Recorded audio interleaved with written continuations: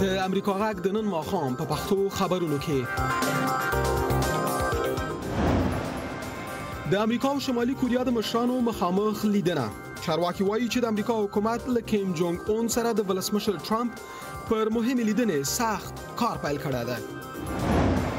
افغانستان کې د هندوانو او سکانو ستونزمن ژوند. افغان هندوان او سکان وایي چې له ګڼو ټولنیزو ستونزو سره مخامخ دي. د رسمي دندې خاونده یوه سکه نجلۍ د ښځو له ناوړه حالت څخه شکایت لري. او د اتلولۍ لپاره د یو کارګر ماشوم هیلې 12 کلن بلال وایي چې د سړک پر سر له کار کولو څخه ستړی شوی او اوس کوښښ کوي چې د لامبو وهنې اتل شي. دا او ډېر نور له موږ سره تعقیب کړئ.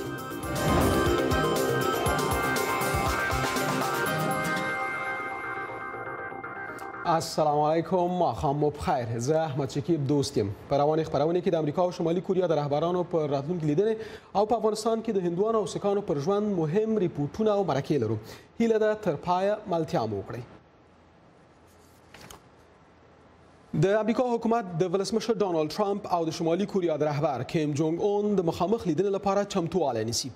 په پام کې ده چې دواړه مشران د مې په میاشت کې وګوري. دا به په تاریخ کې لومړی ځل وي چې د امریکا یو واکمن د شمالي کوریا له رهبر سره ملاقات کوي. د دې خبر نور تفصیل له خپل همکار سید سلیمان آشنا نه اخلم چې همدا اوس د کانګرس ماڼۍ له مخې نه پروګرام سره عمل شوی دی. آشنا صاحب سلام، پروګرام ته بخیر راغلی. ټرمپ وایي چې له کیم جونګ اون سره لیدنه د نړۍ په ګټه ده. د دې لیدنې څومره جزئیات تر اوسه خپاره شوي دي او آیا دا معلومه ده چې دغه دواړه مشران به چیرې سره وویني؟ دوست صاحب، تاسو لیدونکو ته سلام. بالکل ټولې حیران کړي دي تقریبا نړیوال مشران.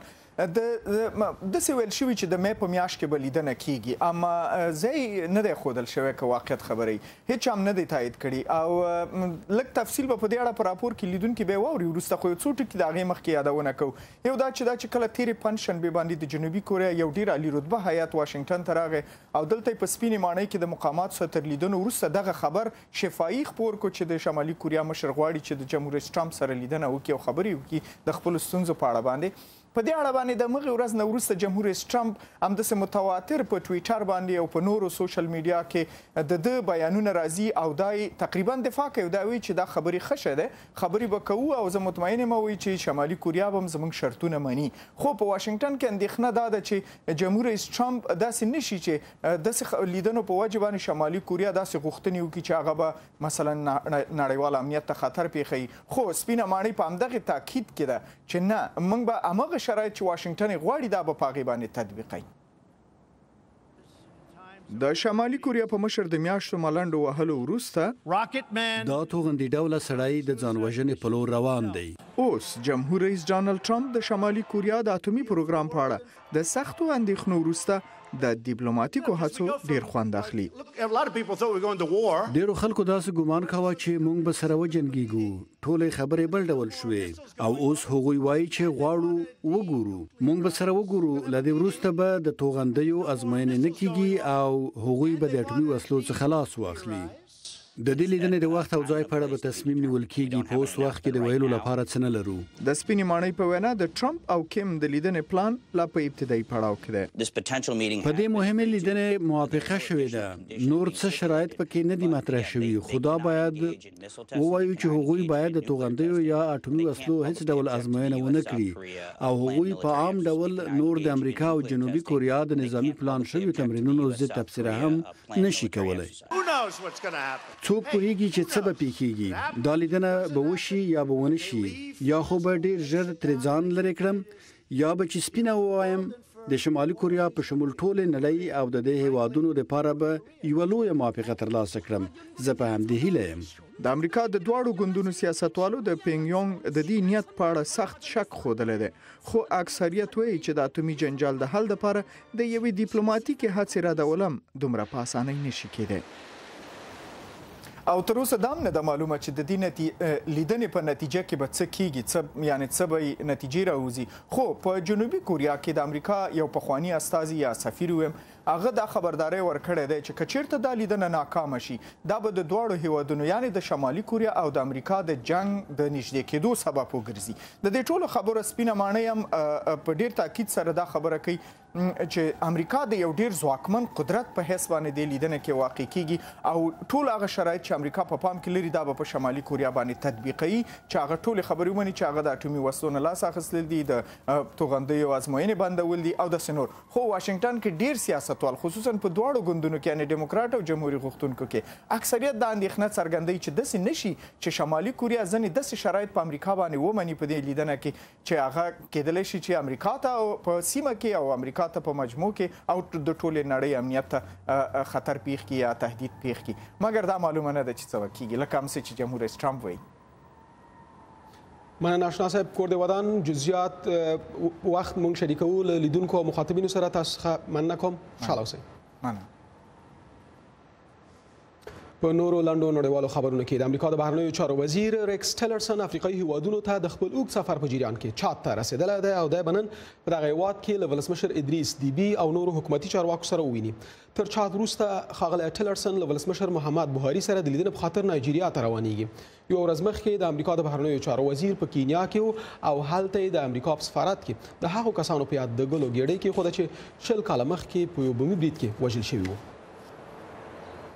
سپینې ماڼۍ د یکشنبې په ورځ خبر ورکړ چې حکومت به له ایالتونو سره د ښوونځیو ځینو ښوونکو ته د وسلو د استعمال د روزنې په کار کې مرسته وکړي سپینې ماڼۍ دا رنګه د وسلو د کنټرول په باب په یو نوي طرز العمل کې د وسلو د پیرودلو او مالکیت لپاره شرایط سخت کړي دي خو ولسمشر ټرمپ له دې طرز څخه ملاتړ کړی و چې د وسلو پیرودونکي باید 21 کاله عمر ولري خو په نوي پلان کې چې د یکشنبې په ورځ اعلان شو په دې هکله څه نه دي لیکل شوي د امریکا په فلوریډا ایالت کې د یو ځوان لخوا د ښوونځي د 19 زده کوونکو تر وژل کېدو وروسته پر حکومت فشار راوړل شوی څو د وسلو پر ګرځولو محدودیتونه ولګوي پام کې ده چې د دغې پیښې په لومړۍ میاشت یعنې سبا نه بل سبا په ټول امریکا کې ښوونکي او زده کوونکي د اعتراض په دود د 19 دقیقو لپاره له ټولګیو څخه بهر ووځي راځو منځني ختیځ ته د سوریې حکومتي قواو په ختیځې غوطې کې له یاغیانو څخه نورې سیمې نیولې دي غوطه پخوا د سوریې د آزاد لښکر پوخ سنګر ګڼل کېده خو اوس داسې ښکاري چې حکومتي پوځیانو له ځمکې او هوا پر دې سیمې بریدونه پیل کړي دي او کوښښ کوي چې د یاغیانو له ولکې څخه بهر وباسي ویل شوي چې په روانو عملیاتو کې د بشار الاسد رژیم له زهرجنو ګازو څخه بیا استفاده کړې ده نور تفصیل په ریپورټ کې د سوریې حکومتي قواو پرون د یکشنبې په ورځ یو بل مهم ښار د یاغیانو له ولکې نه ویست ټانکونه او عسکر د سخت بمبارۍ په ترڅ کې مودې راته ورننوتل مخکې له دې نه چې موږ د وسلوالو ډلو پر سنګرونو برید وکړو لومړی پرې ډزې کوو تر هغې وروسته زموږ توپچي قواو د هغوی پر سنګرونو برید وکړ او 2 کیلومتره پر مخ ولاړو په تیرو 3 اونیو کې د ختیځې غوطې په روانه جګړه کې تر 1100 ملکیانو نه زیات کسان وژل شوي دي داسې راپورټونه هم راغلي دي چې د اسد رژیم د زهرجنو ګازو بریدونه له سره پیل کړي دي ښایي چې روسیې پرې غوږونه کاڼه کړي وي او په پټه خوله ورسره توافق لري د متحدو ایالاتو د دفاع وزیر جنرال ماتس د اسد رژیم او روسیې ته د زهرجنو ګازو د استعمال په اړه خبرداری ورکړ روسیا د هغه کاري تشکیل ضامنه و چې اسد به له ټولو کیمیاوي وسلو نه ځان خلاص کړي کېدای شي یا روسیا به کفایتوي او یا د اسد له رژیم سره په کلاس لري د کلورین غاز د کارولو په اړه ډېر ریپورتونه راغلي دي د دفاع وزیر ښاغلي ماتس دا ونه ویل چې که د اسد رژیم له خوا د کلورین غازو د کارولو راپورټونه ثابت شي نو متحد ایالات به د سوریې خلاف څه ډول اقدامات وکړي خو هغه وویل ولسمشر ټرمپ چې په دې اړه کومه فیصله وکړي همغه به مناسبه وي نور لویدیځ هیوادونه هم له موږ سره په دې اړه خبرې کوي هغوی د حالات په ځیر څاري او له موږ سره موافق دي جنرال ماتیس وویل د دې ثبوت لا نشته چې کلورین غاز کارول شوی دی له بل پلوه د سوریې د افرین له سیمې نه ملکیان په تېښته د امن ځای په لور روان دي په دغه سیمه کې ترکیه د هغو کردي وسلوالو ملیشو خلاف بمباري کوي چې د سوریې په شمال ختیځه برخه کې پراته دي یو ناپېژانده سوري سړي د خپل تېښتې په اړه وویل انسان له بمبارۍ لاندې ژوند نشي کولای په کار د خوندي ځای ته وتښتي موږ دهقانان یو ترکیه د جنوري د میاشتې راهیسې د واي پی جي ملیشو خلاف نظامی عملیات پیل کړي دي ځکه ترکیه دغه وسلواله ډله هم د پی کی کی یو څانګه بولي چې له 3 لسیزو راهیسې د ترکیې خلاف جګړه کوي. نسیم ستانزی امریکا غا آشنا تلویزیون واشنگتن له منځني ختیځ څخه ګرځو جنوبي اسیا ته. په هند کې لسګونو زره بزګرانو په بمبئی ښار کې مظاهره کړې او وایي چې حکومت ورسره همکاري او مرسته نه کوي. مظاهره کوونکي له نشیک سیمې څخه تر بمبئی پورې 180 کیلومتره په پښو مزل کړی دی. دوی له حکومت څخه غواړي چې کرنیز پورونه معاف کړي، د حاصلاتو لپاره مناسبې بیې وټاکي، شاړې ځمکې قبایلو ته ورکړي او د بزګرۍ چارې پر نوې ټکنالوژۍ سمبال کړي. د هند په بل ښار مرزاپور کې بیا صدر اعظم نریندرا مودي او د فرانسې ولسمشر د لمریز برېښنا یوه دستګاه پرانستله او په دغه سټیشن کې 100 میګاواټه برېښنا تولیدېږي او له دې لارې د اتر پردیش ایالت خلکو ته کافي برېښنا رسول کیږي. د هند او فرانسې مشرانو د سولر د نړیوال ائتلاف غونډه جوړه کړې او هلته پر لمریز برېښنا بحث او خبرې اترې کړي. ولسمشر ایمانوئل ماکرون ویلي چې هیواد به دغه ائتلاف ته 880 میلیارډ ډالر ورکړي.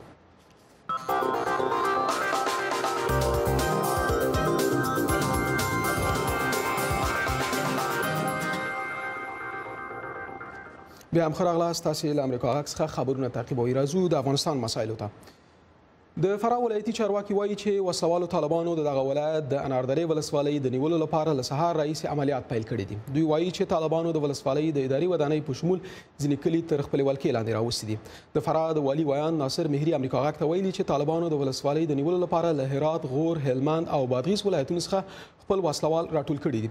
طالبانو پر ټویټر لیکلي چې دوی ټوله ولسوالي نیولې ده.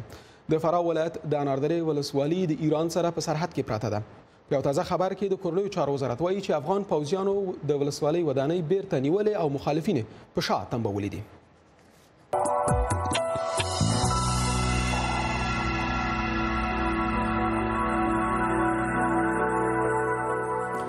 د نورو قومونو په څیر هندوان او سیکان د افغانستان په مرکز او بیلابیلو ولایتونو کې میشت دي. که څه هم چې په قوانینو کې د دغو خلکو حقونه تضمین شوي دي، خو دوی له ګڼو ټولنیزو ستونزو سره لاس او ګریوان دي. افغان هندوان او سیکان له هیوادوالو څخه غواړي چې ماشومان یې په ښار او کوڅو کې ونه ځوروي. هدایت الله نوري پورې له کابل نه دا ریپورټ رالیږلی دی. په دې برخه کې د هندو او سیک افغانانو ځانګړي مراسم روان دي، خو دوی وایي تر دې څلورو دیوالو هاخوا په ژوند کې ګڼې ستونزې شته. ان ډېر ورته په ښه سترګه نه ګوري. دوی وایي نجونې او هلکانې په لارو کوڅو ځورول کیږي. د افغانستان د هندوانو او سیکانو شورا مرستیال وایي چې دوی له توپیري چلند سره مخ دي. ستونزې ډېرې زیاتې دي. موږ د تعصباتو سره مخامخ یو، د توهین سره مخامخ یو، د تحقیر سره مخامخ چې هغه کې یو ورځ په ورځ زموږ تعداد په افغانستان کې کمیږي. افغان سیکان او هندوان چې پخوا زیات شمیر لوستي کادرونه لرل، ډیری یې د جګړو او نورو ستونزو له امله له هیواده بهر مهاجر شوي، خو په هیواد کې پاتې کورنۍ وایي چې ماشومان یې د ځورونو له امله له زده کړو زړه توري شوي. کسر مولوسوي کپټوي خلک خبرې را پسې کوي. مجبور یو ویګالو ولاړ شو خپل سودا له بازار راوړو. ځینی وخت نارینه او ته وایو چې په خپل سودا راوړي. دلجیت هم د ګوتو په شمیر سیکو نجونو څخه ده چې یوه رسمي دنده لري. دلجیت په حقوق او ډیپلوماسۍ کې لوړې زده کړې کړي او دا مهال د افغانستان د سوداګرۍ او صنایعو په خونه کې د بهرنیو اړیکو د دفتر مسؤله ده. هغه وایي چې د افغان ښځو لپاره باید نور هم کار وشي. دغه چې ټول یعنی په آرامه روحیه راځي، دولتي دوايرو کې وزارتخانو کې کار کوي، دا یو پرمختګ ده چې د ښځو په برخه کې. خو دا پرمختګ صحیح ده چې کافي نه ده، باید نور هم توجه وشي ښځو ته. د ښځو مشکلات ډېر ده او یعنی د ښځو نفوس د نارینه‌و نه د نیمایي نه زیات ده، یعنی د ښځینه نفوس په افغانستان کې ډېر ده. نو دې په خاطر باید د دوی سهم په چیرته هر ځای کې ډېر وي.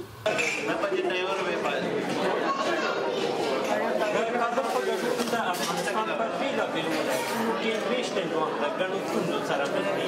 په ځانګړي ډول د دوی ماشومانو ته لا هم د زده کړو ځانګړي مرکزونه نشته او ان په لاره او کوڅو د دوی ماشومان د خلکو لخوا ځورول کیږي. هدایت الله نوري، امریکا غږ آشنا تلویزیون، کابل. مو په ریپورت کې واوریدل افغان هندوان او سیکان له ګڼو ستونزو څخه ځورېږي. دغه مذهبي اقلیت ښځې او ماشومان تر بل هر چا زیات له ناوړه چلند او تبعیض سره مخامخ دي. نن پر همدې موضوع بحث کوو. په پروګرام کې د مشرانو جرګې غړې انارکلي هنریار زما میلمنه ده. میرمن هنریار سلام، خپرونې ته بخیر راغلی. اجازه راکړئ چې په سر کې له تاسو نه پوښتنه وکړم چې د هندوانو او سکانو په مقابل کې د هیوادوالو په برخورد کې مثبت بدلون څنګه رامنځته کیدای شي؟ سلامونه نیک هیله تاسو ته او ډیرو قدرمنو لیدونکو او اوریدونکو ته وړاندې کوم. خوشاله اوسئ. سمه ده چې د افغانستان حکومت په افغانستان کې د هندوانو او سکانو ته ډیره توجه کوي او د دوی ډیرې ستونزې ته د پای ټکي کېښودلي دي او ځینې ستونزې په پروسس کې دي. خو هغه ستونزه چې په ټولنه کې ده، یعنې په ټولنه کې هغه تبعیضونه چې موجود دي، متاسفانه د کلونو نه راهیسې موجود دي او خاصتا زموږ ماشومان، ښځې، حتی نارینه دغه تبعیض سره، دغه فرقونو سره مخامخ کیږي. زما په نظر باندې اصلي د حل لاره یې دغه ده چې عامه پوهاوی ډیره شي، تبلیغات ډیره شي، څه د رسنیو له لارې نه ده، څه د اطلاعات او فرهنګ کلتور وزارت او همداسې د حج او اوقاف وزارت له لارې نه، تر څو عامه پوهاوی لوړه شي. په افغانستان کې افغانستان 40 کاله جګړې تیرې کړي دي او هو سم یو هیواد ده چې پکې جګړې دي. په دغه حالت کې کیدای شي په مختلفو عرصو کې خاصتا په فرهنګي عرصه کې ډیره سخته ضربه لیدلې ده. په اړه په خپله توضیحات ورکړئ چې په خپله هندوانو او سکانو څه کړي دي له حکومت سره په ګډه، څه همکاري لرئ تاسې له حکومت سره چې دغه عامه پوهاوي رامنځته شي؟ په هر صورت ممکن تاسو په دې اړه هم تبصره وکړئ. اجازه راکړئ چې دویمې پوښتنې ته لاړ شو. په افغانستان کې میلیونونه ښځې، نجونې او ماشومان ښوونځیو ته ځي. داسې ارقام شته چې وښیي ستاسو څومره خلک په ښوونځیو او پوهنتونونو کې همدا اوس درس وایي؟ پخوا خو تاسو په مکتبونو کې هم وایي او په پوهنتونونو کې مو هم درس لوست. ډیره مننه. البته اوس زموږ تعداد ډیر کم پاتې ده، یعنی ویل کیږي چې د جګړو نه مخکې په افغانستان کې شاوخوا 2 لک هندوانه او سکان اوسېدل، چې اوس دغه شمیر ډیره لږه شوې ده. مونږ په عالی تحصیلات کې 1 یا 2 کسه لرو د افغانستان په سطحه، همداسې په اداراتو کې، په ارګانونو کې 2-3 کسه لرو چې دوی کار کوي په دولتي ارګانونو کې.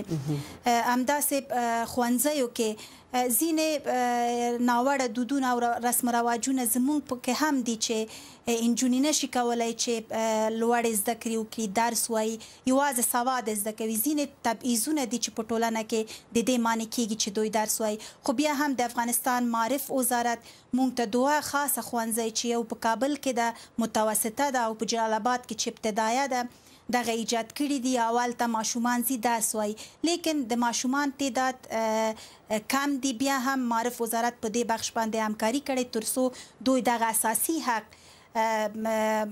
یعنی محروم نشي. د دې په خاطر چې ځینې هغه تبعیضونه چې موجود دي د دې معنی کېږي چې دغه حق نه شاته پاتې شي. که شو د میرمنو ژوند ته، د کابل په ښار کې ما په خپله لیدلي چې هندوانې له نارینهو سره اوږه په اوږه په دوکانونو او نورو کاروبارونو کې بوختې دي. هندوانې ښځې څومره له اقتصادي نظره ځواکمنې دي؟ البته متاسفانه هندوانو ښځې هم موږ ټول افغانان یو او کله چې افغانان یو ستونزې زموږ ټول سره شریک دي. خب هندوانې سکان ښځې هم په خپل کورونو کې ځینې داسې کارونه کوي چې خپل کورنۍ سره اقتصادي مرستې کوي، خو د هغوی کارونه دومره لوړ کارونه نه دي چې ځینې ډیر عاید ولري. خو بیا هم کله چې ما مخکې وویل، کله چې ډیر اساسي مسله دا ده چې دوی درس وایي، تحصیل وکړي، چې په دې بخش کې هم ډیر کوشش کوو. لیکن متاسفانه مونږ هم د ناوړه دودونو او رسم رواجونو قربانیان یو چې نجونې حتی په ماشومتوب سن کې واده کوي. کله چې واده کوي نو دا حق نه چې تعلیم ده او تحصیل ده شاته پاتې کیږي، چې یو عامل، یو دلیل ما اشاره وکړه چې تبعیضونه په ټولنه کې دي. بل عامل دا ده چې مونږ په خپله هم د ناوړه دودونو او رسم رواجونو قربانیان یو. په دې کې مهم دا ده چې یو جلۍ کله چې درس وایي، تحصیل وکړي، کار وکړي او خاصتا په اقتصادي بخش کې ډیر ښه رول ولري، خپل کورنۍ سره باید اول د کورنۍ ملاتړ ولري. تاسو د واده مسایل ته اشاره وکړه. تاسو چې کله خپلې لوڼې واده کوئ نو ولور نه اخلئ او په ودونو کې مو مصارف هم کم وي. ویل کېږي چې د واده ټول لګښت د دواړو لورو لخوا د نجلۍ او هلک لخوا ورکول کېږي. دا ممکن نور افغانانو ته جالبه وي. څنګه مو خپلې کورنۍ له دغو ناوړو دودونو څخه ژغورلې؟ البته طبعا زمونږ په مذهب کې یعنی جلۍ او هلک په خپل کورنۍ کې مساوي حق لري. یعنی پلار څومره چې اقتصادي توان لري خپل زوی ته مصرف کوي، خپل لور ته هم کوي. لیکن ناوړه دودونه او رسم رواجونه په دې بخش کې هم دي. هغه ډیر مصارف په ودونو کې څه د جلۍ لخوا ده څه د هلک لخوا ده، دا هم په دې کې متاسفانه کیږي چې ناوړه هماغه د دې ټولنې یو او متاسفانه د دې ناوړه دودونه او رسم رواجونه قربانیان یو. کله چې دا حق ایلی ده د پلار د اقتصادي توان په مطابق، یعنی کیدای شي یو پلار ډیر ښه اقتصادي لوړ توان ولري، خپل لور ته حتی یو کور ورکي، موټر ورکي، لیکن کیدای شي یو پلار دومره توان ولري چې خپل لور ته کالي ورکي، یو کالي توان ولري یو جوړه کالي. لیکن متاسفانه دلته میندې او پلارونه مجبور دي چې هغه ناوړه دودونه او رسم رواجونه دي باید جهیزیه تهیه کړي او مقابل ته لور ته یې ورکړي. همداسې د هلک کورنۍ هم مجبور ده د دې څلور طرف هغه وادونه چې کیږي مصارف گزاف کوي، دوی هم باید هغوی سره سیالي شریکي وکړي. حتی زموږ مذهب څوک چې توان نه لري د وادونه، په هر مذهب کې اصلا هماغه نکاح د واده اصل ده، خو بیا هم کله چې هغه خلک دعوتیږي د واده د شاهد په صفت دعوتیږي. خو متاسفانه دغه مسایل شته، لیکن هلکان ته هم دغه بوج ورباندې راځي. ډېره زیاته مننه. زه پوه شوم چې تاسې والور نه اخلئ خو په بل شکل فشار راوړئ چې هغه ملا ماتوونکې ده. کور دې ودان، خوشحاله اوسئ. مننه تاسو نه. د آشنا ټلویزیون لیدونکو په ټولنه کې له افغان هندوانو او سکانو سره تبعیض او ناوړه چلند څنګه ختمېدای شي؟ لطفا په دې اړه خپلې تبصرې د امریکا غږ پر پښتو فیسبوک پاڼې ولیکئ. ډېره مننه کوم. آشنا ټلویزیون په یوټیوب کې ستاسو د خوښې پر وخت که غواړئ زموږ خبرونه د دوهم ځل لپاره وګورئ، که غواړئ د هغو پیښو نه خبر شئ چې ستاسو له چاپیریال او ژوندانه سره مستقیمي اړیکې لري، نو په یوټیوب کې د آشنا ټلویزیون پاڼې ته ورشئ. د تازه او په زړه پورې معلوماتو او ستاسو ترمنځ واټن یوازې یو کلیک دی. زموږ او ستاسو ترمنځ واټن یوازې یو کلیک دی. یو افغان ماشوم چې د کابل پر سړکونو او کوڅو کار کوي په لامبو وهنه کې د اتلولۍ لپاره کوښښونه پیل کړي دي. 12 کلن بلال بوټونه رنګوي او له دغې لارې خپلې اووه کسیزې کورنۍ ته نفقه ګټي. دی نن په کابل کې د لامبو وهنې په سیالیو کې برخه واخیستله او ویل چې غواړي د دې ورزشي څانګې اتل شي. حکمت سروش پرې له کابل نه دا ریپورټ رالیږلی دی. 12 کلن بلال هر ورځ د کابل پر واټونو او کوڅو د خلکو بوټونه پالشوي او چې کله د بوټونو د پالشولو کار نه وي نو خلکو ته سپلنې دودوي. بلال او ورور ته د خپلې اووه کسیزې کورنۍ لپاره د ډوډۍ ګټلو مسؤلیت ور د غاړې دی. د بلال کورنۍ په کابل کې په یو کرایي کور کې اوسیږي. بلال وایي پلار یې بل ځای اوسیږي خو په دې دی هم نه پوهیږي چې ولې. هغه د کار ترڅنګ زده کړې هم کوي. د مکتب کې شپږم صنف کې یم. 12 بجو نه ځم تر 3 بجو پورې 3 بجو نه کار ته راځم، تر 6 بجو پورې 6 بجو پاس کور ته ځم. د بلال کار اسانه نه دی. ډېر کله خلک نه غواړي چې بلال ته بوټونه د پاکولو لپاره ورکړي، خو هغه وایي چې باید ډېر کار وکړي.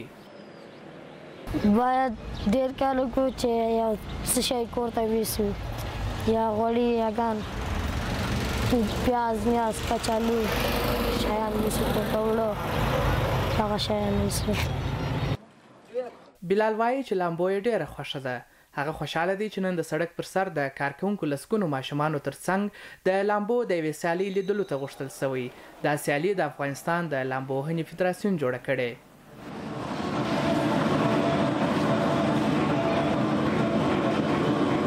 په آینده کې غواړم چې یو باز اوسم، په مسابقو کې ګډون وکړم، یو څه لوبې وګټم، په مسابقو کې ګډون وکړم. ماشومانو دلته د لامبو ځانګړي واسکټونه ترلاسه کړل. هغوی ته د رسمي لوبو له اتل باز محمد مبارز سره لیدنه هم په زړه پورې ده. زه ډېر خوشحاله یم چې دې مسابقې ته راغلم. ډېر ښه کار ده دا مسابقه ده. د افغانستان د لامبو وهنې فدراسیون وایي چې د سړک پر سر کارکوونکي ماشومان به له دې سیالۍ زده کړه وکړي او همدارنګه به دوی ته د لامبو د مسلکي زده کړې روزنیز پروګرام ولري. بلال ته د لامبو وهنې سیالي حیرانوونکې ده. ډېر شیونه مې زده کړل، غواړم چې ښه لامبو وهم او ښه یو ځوان اوسم. د د افغانستان د لامبو وهنې فدراسیون مسؤلین وایي چې د لامبو روزنیز پروګرام به د سړک پر سر د کارکونکو ماشومانو لپاره د کار تر ستړیا وروسته یو څه خوښي ورکړي. دوی باور لري چې په همدې ماشومانو کې به د لامبو وهنې اتلان هم پیدا کړي. حکمت سروش، د امریکا غږ آشنا ټلویزیون، کابل.